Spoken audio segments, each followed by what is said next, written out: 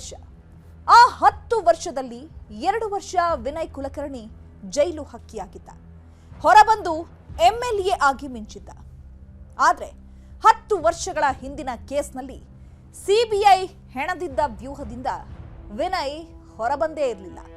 ಕೋಟೆ ಕಟ್ಕೊಂಡು ಅಬ್ಬರಿಸ್ತಿದ್ರು. ಆದರೆ ಕೋರ್ಟ್ ಶಿಕ್ಷೆ ವಿಧಿಸಿದೆ. ಜೀವಾವಧಿ ಜೈಲು ಶಿಕ್ಷೆ ಕೊಟ್ಟಿದೆ. ಹಾಗಾದ್ರೆ ವಿನಯ್ ಕುಲಕರ್ಣಿಗೆ ಮುಳುವಾಗಿದ್ದು ಎಲ್ಲಿ? ವಿನಯ್ ಕುಲಕರ್ಣಿಯ ಆ 6 ತಿಂಗಳ ಆಟ ಹೇಗಿತ್ತು? ಕುಲಕರ್ಣಿಯ ಕೋಟೆಗೆ ನುಗ್ಗಿ ಕೆಡ್ಡಕ್ಕೆ ಕೆಡವಿದ್ ಹೇಗೆ? CBI ಅನ್ನೋ ರೋಚಕ ಕಹಾನಿಯನ್ನ ತೋರಿಸ್ತೀವಿ ನೋಡಿ. ಪ್ರಜಾಪ್ರಭುತ್ವ ವ್ಯವಸ್ಥೆಯಲ್ಲಿ ಕಾನೂನಿಗಿಂತ ದೊಡ್ಡವರು ಯಾರೂ ಇಲ್ಲ ಅಂತ ಅನ್ನೋದನ್ನ ಇವತ್ತು ಮಾನ್ಯ ನ್ಯಾಯಾಲಯ ತೋರಿಸಿಕೊಟ್ಟಿದೆ. ಯೋಗೇಶ್ ಗೌಡರ ಕೊಲೆ ಪ್ರಕರಣವನ್ನ ಹತ್ತಿಕ್ಕಬೇಕು, ನಾವು ಪ್ರಜಾಪ್ರಭುತ್ವ ವ್ಯವಸ್ಥೆಯಲ್ಲಿ ರಾಜರಾಗಿ ಮೆರಿಬೇಕು ಅಂತ ಯಾರು ಹೊರಟಿದ್ರು ಅವರೆಲ್ಲರಿಗೂ ಕೂಡ ಇವತ್ತು ಕಾನೂನಿನ ಮೂಲಕ ಉತ್ತರ ಸಿಕ್ಕಿದೆ. ಇವತ್ತು ನ್ಯಾಯಾಲಯ ಐತಿಹಾಸಿಕ ತೀರ್ಪನ್ನು ನೀಡಿದೆ. ಐತಿಹಾಸಿಕ ತೀರ್ಪು.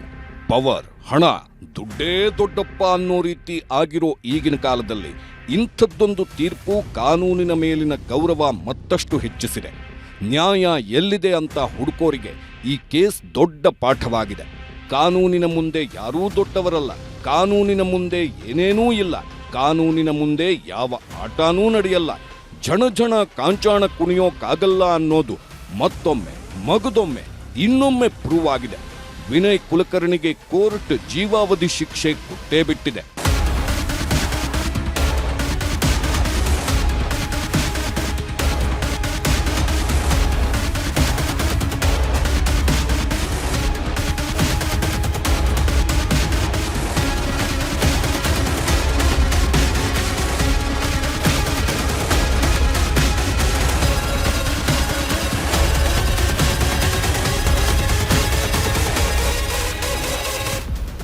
ಕೇಸ್ ನಡೀತಿರುವಾಗ ವಿನಯ್ ಕುಲಕರ್ಣಿ ತನ್ನ ಪಟಾಲಂ ಜೊತೆ ಎಂಟ್ರಿ ಕೊಡ್ತಿದ್ರು. ಲಾಯರ್ ಜೊತೆ ಫುಲ್ ಚರ್ಚೆ ಮಾಡಿಕೊಂಡು ಕೋರ್ಟಿಗೆ ಬರ್ತಿದ್ರು. ನನ್ನ ವಿರುದ್ಧ ಯಾವುದೇ ಸಾಕ್ಷಿ ಇಲ್ಲ, ನಾನೇನು ತಪ್ಪು ಮಾಡಿಲ್ಲ, ಕೋರ್ಟ್ನಲ್ಲಿ ನನಗೆ ಶಿಕ್ಷೆ ಆಗಲ್ಲ ಅನ್ನೋ ಡೈಲಾಗ್ ಹೇಳ್ತಿದ್ರು. ಆದ್ರೆ ಬೆಂಗಳೂರಿನ ಜನಪ್ರತಿನಿಧಿಗಳ ವಿಶೇಷ ಕೋರ್ಟ್ ಜೀವಾವಧಿ ಶಿಕ್ಷೆ ನೀಡಿದೆ. ವಿನಯ್ ಕುಲಕರ್ಣಿಗೆ ಕಾರಾಗೃಹ ವನವಾಸ ಫಿಕ್ಸ್. ಕುಲಕರ್ಣಿ ತಗಲಾಕೊಂಡಿದ್ದ ಹೇಗೆ? ಆ 6 ತಿಂಗಳು ನಡೆದಿದ್ದೇನು? 3 ಬಾರಿ MLA, 1 ಬಾರಿ ಮಿನಿಸ್ಟರ್, 2 ಬಾರಿ ಲೋಕಸಭಾ ಚುನಾವಣೆಗೆ ಸ್ಪರ್ಧೆ, 27 ವರ್ಷಗಳ ರಾಜಕಾರಣ. ದುಡ್ಡಿಗೆ ಕೊರತೆ ಇಲ್ಲ, ನೇಮು ಫೇಮಿಗೇನೂ ಕಡಿಮೆ ಇಲ್ಲ, ಮೆರೆದಾಡಿದ ರೀತಿ ಬಗ್ಗೆ ಹೇಳೋ ಹಾಗಿಲ್ಲ, ಹೇಗೆ ಬೇಕೋ ಹಾಗೆ ಲೈಫ್ ಲೀಡ್ ಮಾಡ್ತಿದ್ದ. ಆದ್ರೆ ವಿನಯ್ ಕುಲಕರ್ಣಿಗೆ ಬೇರೆ ದಾರಿ ಇಲ್ಲ, ಜೈಲೇ ಗತಿಯಾಗಿದೆ, ಸೆರೆವಾಸವೇ ಫಿಕ್ಸ್ ಆಗಿದೆ. ಯಾಕಂದ್ರೆ ಕೋರ್ಟ್ ಯೋಗೇಶ್ ಗೌಡ ಕೊಲೆ ಕೇಸ್ನಲ್ಲಿ ಶಿಕ್ಷೆ ನೀಡಿದೆ. A2 ಆರೋಪಿಗಳಿಂದ A16 ಆರೋಪಿಗಳ ತನಕ ಎಲ್ಲರಿಗೂ ಜೀವಾವಧಿ ಶಿಕ್ಷೆ ನೀಡಿ ಆದೇಶ ಮಾಡಿದೆ. 19ನೇ ಆರೋಪಿ ಚನ್ನಕೇಶವ ಟಿಂಗರಿಕರ್ಗೆ 7 ವರ್ಷ ಜೈಲು ಶಿಕ್ಷೆ ಕೊಟ್ಟಿದೆ.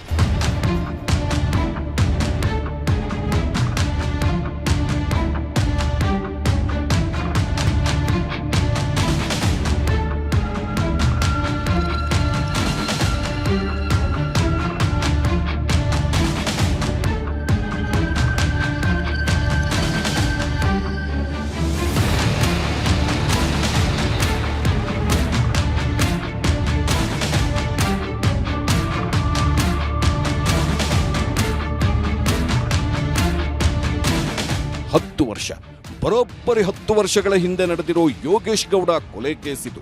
10 ವರ್ಷಗಳ ನಂತರ ಬಂದಿರೋ ಮಹತ್ವದ ತೀರ್ಪಿದು. ಇಡೀ ರಾಜಕಾರಣದಲ್ಲಿ ಸಂಚಲನ ಉಂಟು ಮಾಡಿರೋ ಶಿಕ್ಷೆ ಇದು.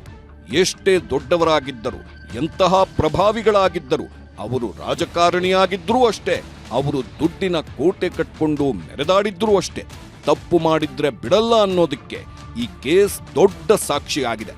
ನ್ಯಾಯ ಸಿಗೋದು ತಡವಾಗಿರಬಹುದು, ಆದ್ರೆ ನ್ಯಾಯ ಸಿಕ್ಕೇ ಸಿಗುತ್ತೆ. ಕಾನೂನಿನ ಮುಂದೆ ಯಾವುದೂ ನಡೆಯಲ್ಲ ಅನ್ನೋದು ಸಾಬೀತಾಗಿದೆ. ಕೋರ್ಟ್ ಅಳೆದು ತೂಗಿ ವಿನಯ್ ಕುಲಕರ್ಣಿಗೆ ಜೀವಾವಧಿ ಶಿಕ್ಷೆ ಕೊಟ್ಟಿದೆ. A1 ಬಸವರಾಜ ಮುತ್ತಗಿ ಮಾಫಿ ಸಾಕ್ಷ್ಯವನ್ನ ಪರಿಗಣನೆಗೆ ತೆಗೆದುಕೊಂಡು ಜೀವಾವಧಿ ಶಿಕ್ಷೆ ಪ್ರಕಟ ಮಾಡಿದೆ.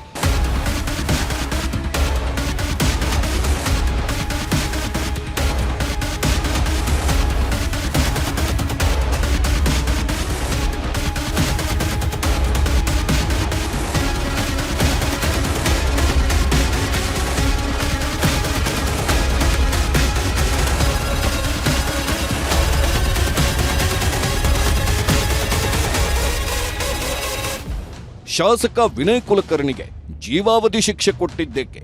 ನಾನೇನೂ ತಪ್ಪು ಮಾಡಿಲ್ಲ ಅಂತಿದ್ದ ವಿನಯ್ ಕುಲಕರ್ಣಿ ಕುತ್ತಿಗೆಗೆ ಕೇಸು ಉರುಳಾಗಿದ್ದೇಕೆ? A1 ಬಸವರಾಜು ಮುತ್ತಗಿ ಹೇಳಿದ್ದೇನು ವಿನಯ್ ಕುಲಕರ್ಣಿಗೆ ಇಷ್ಟೊಂದು ಘೋರ ಶಿಕ್ಷೆ ನೀಡಿದ್ದೇಕೆ ಅನ್ನೋ ಪ್ರಶ್ನೆಗಳಿಗೆ ಉತ್ತರ ಹುಡುಕೊಂಡು ಹೋದಾಗ ಆ 6 ತಿಂಗಳ ಕರಾಳ ದಿನಗಳು, ಆ 6 ತಿಂಗಳ ನಂತರ ಸೃಷ್ಟಿಯಾಗಿದ್ದ ಕುಲಕರ್ಣಿಯ ರಹಸ್ಯ ಕೋಟೆ ಬೆಚ್ಚಿ ಬೀಳಿಸುವಂತಿದೆ. ಆ ಎಲ್ಲ ಸತ್ಯ, ರಣರೋಚಕ ಕುಲಕರ್ಣಿಯ ರಕ್ತಸಿಕ್ತ ಪುಟಗಳನ್ನ ತೋರಿಸ್ತೀವಿ ನೋಡಿ. ತಾಲೂಕ್ ಪಂಚಾಯತ್ ಟು ಕುಲಕರ್ಣಿಯ ಜೈಲ್ ಫೈಲ್. 6 ತಿಂಗಳ ಸೇಡು, ಯೋಗೇಶ್ ಹತ್ಯೆ, ಕುಲಕರ್ಣಿ ಕಟ್ಟಿದ್ದೇಗೆ ರಹಸ್ಯ ಕೋಟೆ. ಸಾಕ್ಷಿನಾಶ, ದುಡ್ಡಿನಾಟ, ಸಿಬಿಐ ಎಂಟ್ರಿ. 10 ವರ್ಷ ಕುಲಕರ್ಣಿ ತಗಲಾಕೊಂಡಿದ್ದೇಗೆ. ರಾಜಕಾರಣ. ಈ ಯೋಗೇಶ್ ಗೌಡನ ನೆತ್ತರು ಹರಿಯೋದಕ್ಕೆ, ಅವತ್ತು ಇಡೀ ಧಾರವಾಡ ಬೆಚ್ಚ ಬೀಳೋದಕ್ಕೆ ಕಾರಣ ರಾಜಕಾರಣ. ಕಿಡಿ ಹೊತ್ತಿಸಿದ್ದು ಕೂಡ ರಾಜಕಾರಣ. ಆ ಸಣ್ಣ ಕಿಡಿ ಧಗಧಗಿಸುವಂತೆ ಮಾಡಿದ್ದು ಕೂಡ ರಾಜಕಾರಣ. ಪವರ್, ಪ್ರತಿಷ್ಠೆಯ ಸೇಡು, ಅಧಿಕಾರ ಇದೆ, ಹಣಬಲ ಇದೆ, ತೋಳ್ಬಲ ಇದೆ ಅಂತ ತೋರಿಸಿದ್ದ ಕರಾಳ ದಿನಗಳವು. ಕೇವಲ 6 ತಿಂಗಳ ಸೇಡಿನ ಕೂಸು ಹರಿಸಿದ್ದ ನೆತ್ತರೋಕುಳಿಯದು. ಆ ನೆತ್ತರೋಕುಳಿಗೆ ಮೊದಲು ಕಿಡಿ ಹೊತ್ತಿಸಿದ್ದು ತಾಲೂಕು ಪಂಚಾಯಿತಿ. ಯೋಗೇಶ್ ಗೌಡ ರಾಜಕೀಯವಾಗಿ ಗುರುತಿಸಿಕೊಂಡಿದ್ದ, ತನ್ನದೇ ಆದ ವರ್ಚಸ್ಸು, ತನ್ನದೇ ಆದ ಹವಾ ಇಟ್ಕೊಂಡಿದ್ದ. ಹೀಗಾಗಿ ಧಾರವಾಡ ತಾಲೂಕು ಪಂಚಾಯಿತಿಯಲ್ಲಿ ಸ್ಪರ್ಧೆ ಮಾಡಿದ್ದ.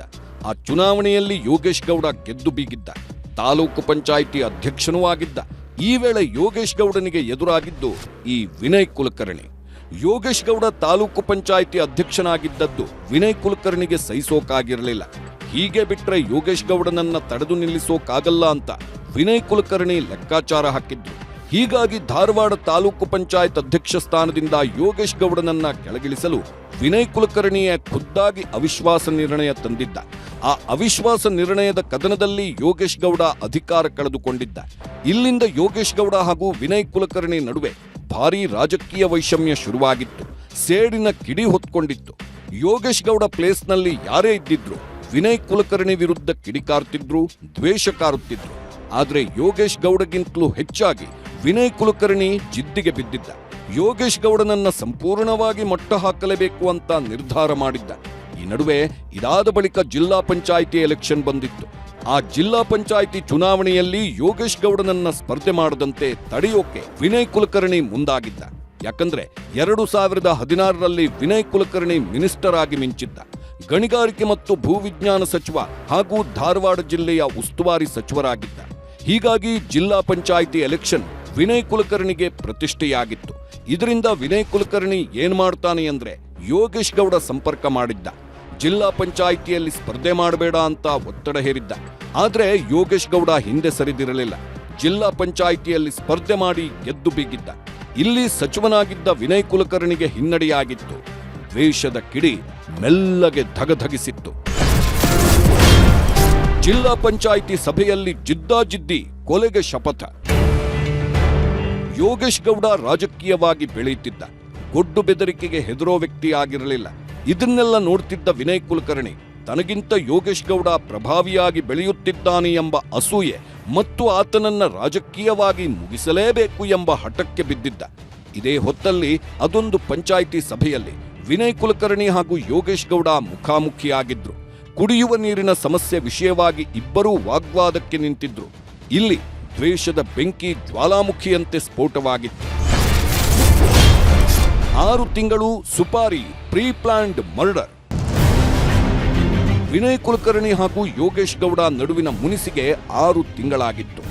ಆ 6 ತಿಂಗಳು ಕೂಡ ಯೋಗೇಶ್ ಗೌಡ ಹಾಗೂ ವಿನಯ್ ಕುಲಕರ್ಣಿ ನಡುವೆ ಪೊಲಿಟಿಕಲ್ ವಾರ್ ಜೋರಾಗಿಯೇ ನಡೀತಾ ಇತ್ತು.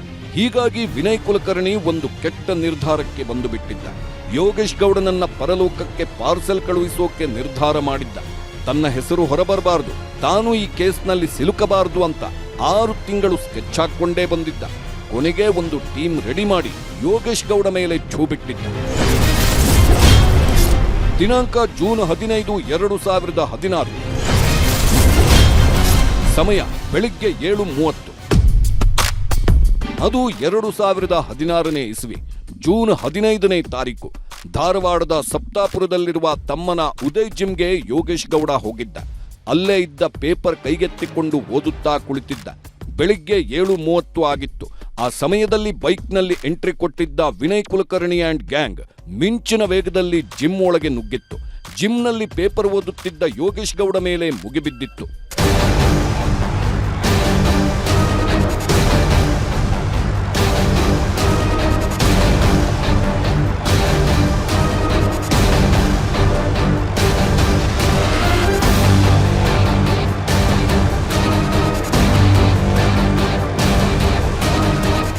ವಿನಯ್ ಕುಲಕರ್ಣಿ ಕಳುಹಿಸಿದ್ದ ಸುಪಾರಿ ಹಂತಕರು ಪಕ್ಕಾ ಪ್ಲಾನ್ ಮಾಡಿಕೊಂಡೇ ಎಂಟ್ರಿ ಕೊಟ್ಟಿದ್ರು.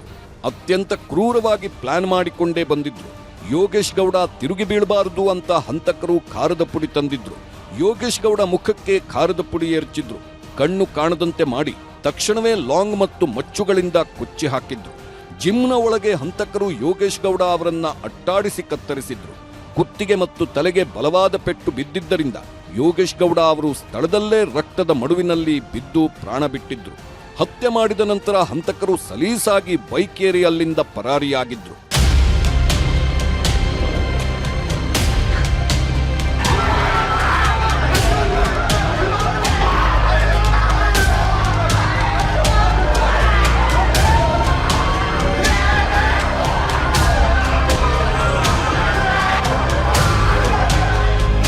ಅವತ್ತು ಇಡೀ ಧಾರವಾಡ ದಂಗಾಗಿ ಹೋಗಿತ್ತು.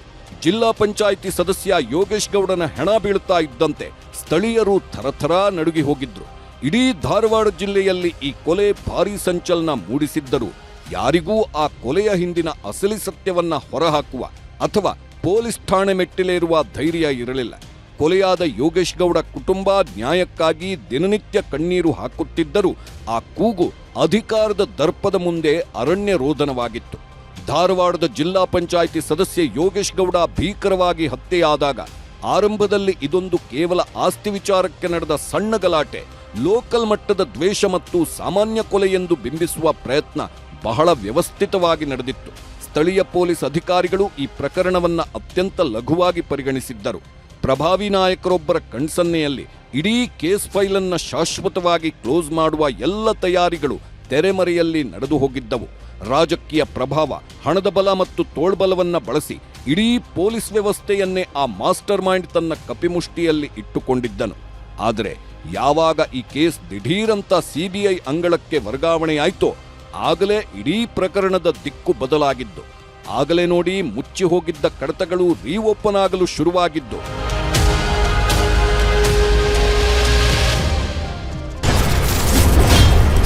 ಸಾಕ್ಷಿ ನಾಶ ಮಾಡೋಕ್ ಹೋಗಿ ತಗಲಾಕೊಂಡಿದ್ದೇಗೆ ಕುಲಕರ್ಣಿ. ಕುಲಕರ್ಣಿಗೆ ಮುಳ್ಳಾಗಿದ್ದೇಗೆ A1 ಮುತ್ತಗಿ. 2019ರಲ್ಲಿ ಬಿಜೆಪಿ ಸರ್ಕಾರ ಈ ಯೋಗೇಶ್ ಗೌಡ ಹತ್ಯೆ ಪ್ರಕರಣವನ್ನ ಸಿಬಿಐಗೆ ವಹಿಸಿತ್ತು. ದೆಹಲಿಯಿಂದ ಸಿಬಿಐ ಅಧಿಕಾರಿಗಳು ಪೊಲೀಸರು ಮುಚ್ಚಿ ಹಾಕಿದ್ದ ಆ ಹಳೆಯ ಕಡತಗಳ ಧೂಳು ಕೊಡುವೆ ಪ್ರತಿಯೊಂದು ಪುಟವನ್ನು ಇಂಚಿಂಚಾಗಿ ಪರಿಶೀಲನೆ ಮಾಡಲು ಶುರು ಮಾಡಿದ್ರು. ಘಟನಾ ಸ್ಥಳ, ಹಳೆಯ ಸಾಕ್ಷಿಗಳು, ಪೋಸ್ಟ್ ಮಾರ್ಟಂ ವರದಿ ಮತ್ತು ಕಾಲ್ ರೆಕಾರ್ಡ್ಗಳನ್ನ ಸಿಬಿಐ ತನ್ನದೇ ಆದ ಹೈಟೆಕ್ ಶೈಲಿಯಲ್ಲಿ ವಿಶ್ಲೇಷಣೆ ಮಾಡಿತ್ತು. ಆಗಲೇ ನೋಡಿ ವಿನಯ್ ಕುಲಕರ್ಣಿಗೆ ನಡುಕ ಶುರುವಾಗಿತ್ತು. ಯಾಕಂದ್ರೆ ಲೋಕಲ್ ಪೊಲೀಸರು ಯಾವೆಲ್ಲ ಸಾಕ್ಷ್ಯಗಳನ್ನ ಉದ್ದೇಶಪೂರ್ವಕವಾಗಿ ಕಡೆಗಣಿಸಿದ್ದರೋ ಅದೇ ಸಾಕ್ಷ್ಯಗಳನ್ನ ಸಿಬಿಐ ತನ್ನ ಬ್ರಹ್ಮಾಸ್ತ್ರವನ್ನಾಗಿ ಮಾಡಿಕೊಂಡಿತ್ತು. ಸಿಬಿಐ ಇನ್ವೆಸ್ಟಿಗೇಷನ್ನ ಮೊದಲ ಅತಿದೊಡ್ಡ ಸ್ಟೆಪ್ ಆಗಿದ್ದೇ ಮೋಟಿವ್, ಅಂದ್ರೆ ಕೊಲೆಗೆ ಅಸಲಿ ಕಾರಣ ಹುಡುಕೋದು. ತನಿಖೆಯ ಆಳಕ್ಕಿಳಿದಾಗ ಇದೊಂದು ಆಸ್ತಿ ವಿವಾದ ಅಲ್ಲವೇ ಅಲ್ಲ, ಬದಲಾಗಿ ಇದೊಂದು ಪಕ್ಕಾ ರಾಜಕೀಯ ದ್ವೇಷ ಅನ್ನೋದು ಸಿಬಿಐಗೆ ಸಂಪೂರ್ಣವಾಗಿ ಕನ್ಫರ್ಮ್ ಆಗಿತ್ತು. ಅದಕ್ಕೆ ಸಾಕ್ಷಿಯೂ ಕೂಡ ಸಿಬಿಐಗೆ ಸಿಕ್ಕಿತ್ತು.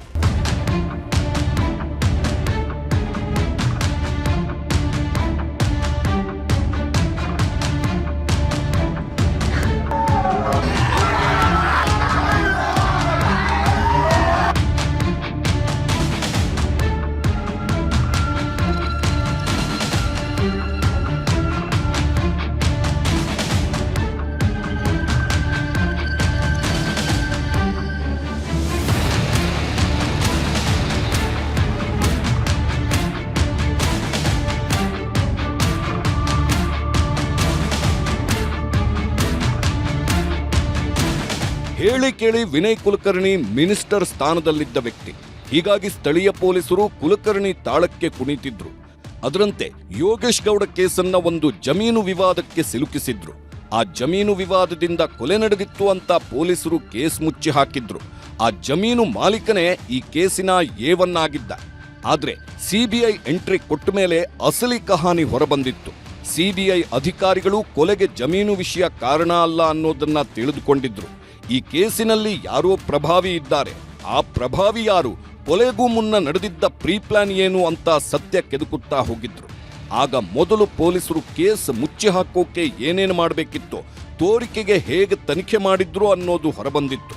ಪೊಲೀಸರ ಪಾತ್ರದ ಮೇಲೆಯೇ ಡೌಟ್ ಬಂದಿತ್ತು. ಸಿಡಿಆರ್ ಬ್ಯಾಂಕ್ ಅಕೌಂಟ್ ಕೊಟ್ಟಿತ್ತು ಟ್ವಿಸ್ಟ್. ಸಿಬಿಐ ಎಂಟ್ರಿ ಕೊಡ್ತಿದ್ದಂತೆ ಈ ವಿನಯ್ ಕುಲಕರ್ಣಿ ಒಂದು ಮಿಸ್ಟೇಕ್ ಮಾಡಿದ್ದ. ಸಾಕ್ಷಿಗಳನ್ನ ಕೊಂಡುಕೊಳ್ಳೋಕೆ ಯತ್ನಿಸಿದ್ದ. ನಿಗೂಢವಾಗಿ ಸಾಕ್ಷಿಗಳಿಗೆ ಬೆದರಿಕೆ ಹಾಕೋಕ್ ನೋಡಿದ್ದ. ಎಲ್ಲವನ್ನೂ ಫೋನ್ ಕಾಲ್ನಲ್ಲಿ ಡೀಲ್ ಮಾಡೋಕ್ ನೋಡಿದ್ದ. ಸಾಲದ್ದಕ್ಕೆ ಆರೋಪಿಗಳೊಂದಿಗೆ ನಿರಂತರವಾಗಿ ಸಂಪರ್ಕದಲ್ಲಿದ್ದ. ಹೀಗಾಗಿ ಸಿಬಿಐ ಅಧಿಕಾರಿಗಳು ಕಾಲ್ ಡೀಟೇಲ್ಸ್ ರೆಕಾರ್ಡ್ಸ್, ಹಣಕಾಸಿನ ವಹಿವಾಟುಗಳು, ಬ್ಯಾಂಕ್ ಅಕೌಂಟ್ ಟ್ರಾನ್ಸ್ಫರ್ಗಳನ್ನ ಜಾಲಾಡಲು ಶುರು ಮಾಡಿದ್ರು. ಆಗಲೇ ಗೊತ್ತಾಗಿದ್ದು, ಯೋಗೇಶ್ ಗೌಡನನ್ನ ಮುಗಿಸಲು ಲೋಕಲ್ ಗ್ಯಾಂಗ್ಗೆ ಸುಪಾರಿ ಕೊಟ್ಟಿದ್ದು ಇದೇ ಪ್ರಭಾವಿ ವ್ಯಕ್ತಿ ವಿನಯ್ ಕುಲಕರ್ಣಿ ಅನ್ನೋ ಸತ್ಯ. ಕೊಲೆಗೂ ಮುನ್ನ ಯಾರು ಯಾರ ಜೊತೆ ಎಷ್ಟು ಬಾರಿ ಮಾತನಾಡಿದ್ದಾರೆ, ಯಾವ ಟವರ್ ಲೊಕೇಶನ್ನಲ್ಲಿ ಯಾರಿದ್ದರು, ಸುಪಾರಿ ಹಂತಕರಿಗೆ ಹಣ ಎಲ್ಲಿಂದ ಬಂತು ಅನ್ನೋದನ್ನ ಸಿಬಿಐ ಪಕ್ಕಾ ಡಾಕ್ಯುಮೆಂಟ್ ಮಾಡಿತ್ತು. ಈ ಡಿಜಿಟಲ್ ಸಾಕ್ಷ್ಯಗಳು ಎಷ್ಟೊಂದು ಪ್ರಬಲವಾಗಿದ್ದವು ಎಂದ್ರೆ ಆರೋಪಿಗಳು ತಾವು ಕೊಲೆಯ ಸಮಯದಲ್ಲಿ ಅಲ್ಲಿ ಇರಲೇ ಇಲ್ಲ ಎಂದು ಸುಳ್ಳು ಹೇಳಲು ಯಾವುದೇ ಅವಕಾಶವೇ ಉಳಿದಿರಲಿಲ್ಲ.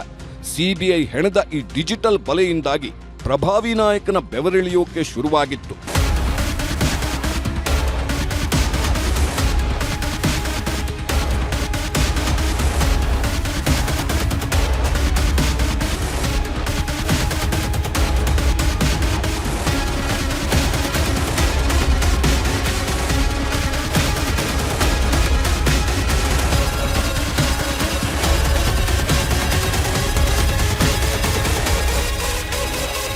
ಕೊಲೆಗಾರರಿಗೆ ಯಾವುದೇ ಭಯವಿರಲಿಲ್ಲ.